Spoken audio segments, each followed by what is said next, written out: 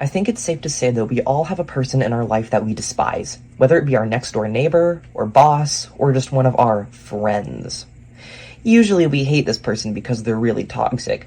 However, if it's somebody like a close friend, you usually don't notice that they're being toxic until somebody points it out to you.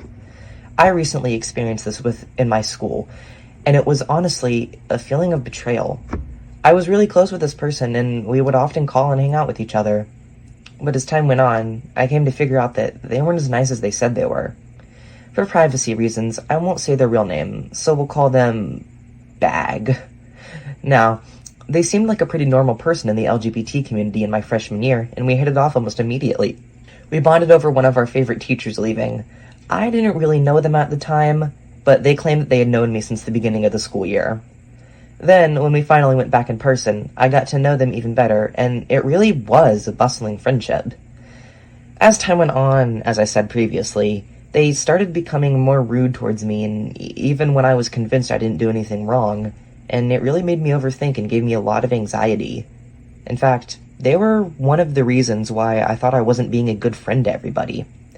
We hung out, but not as often. Throughout my freshman year, they would constantly call me, claiming that they needed help with something, whether it be mental help or just help with something on a Minecraft world. Yet, whenever they would call, nothing would happen. They would just be silent, and I would force myself to stay on until they were feeling like they could talk again. It was only halfway through my sophomore year when I learned from one of my other friends that they were really just an attention-seeking asshole, who even fakes all their diseases that they had. I won't go into detail, but know that it was really hard pretending to be their friend for so long. Soon, my other friends started to catch on, and we basically made it just a little group dedicated to talking about how rude they were. We knew the risk of having our little friend group, but we knew that it was really the only way to bond together as actual friends. Soon enough, they started to catch on. I think? I'm not completely sure. They didn't bother us as often as they used to, which I can't decide if it's a good thing or a bad thing. But even still, it makes me feel just a teeny bit guilty, because if somebody would have just explained what they were doing wrong, everything would have been solved, right? Well, actually, as it turns out, they don't listen to anybody when someone's trying to tell them what they're doing is wrong, and to me, that makes them extremely toxic. Because if they're not going to change anytime soon, how are they literally going to get to their future being as they are now? It boggles my mind. Anyways, we don't talk anymore, and I'm glad we cut off contact. They don't need to be in my life anymore. It gets me thinking, however, do they know what they're doing, and are they doing it on purpose to try and make others look bad? It could be a stretch, but I feel like that might actually be what's happening here. Earlier in my life, I had another toxic friend. Let's call him Fire. Fire used to be my worst enemy in 4th grade, but somehow we miraculously became friends sometime during that year, and found out we actually did have stuff in common. We like the usual stuff, cartoons, video games, art, you know. He even got me into reptiles, which I even got to witness a snake feeding in session, and it was pretty cool. Don't get me wrong, it was gross, but cool. Time went on and we became closer as friends, but as I started to explore gender identity on my own, I couldn't help but notice he was a bit uncomfortable with it. It's understandable. The guy was about as Texan as you can get, despite being from my home state. I don't have anything against Texans. It's literally, I couldn't think of anything else. Don't come for me. But it became a problem when he was telling me, you are a boy, not a girl.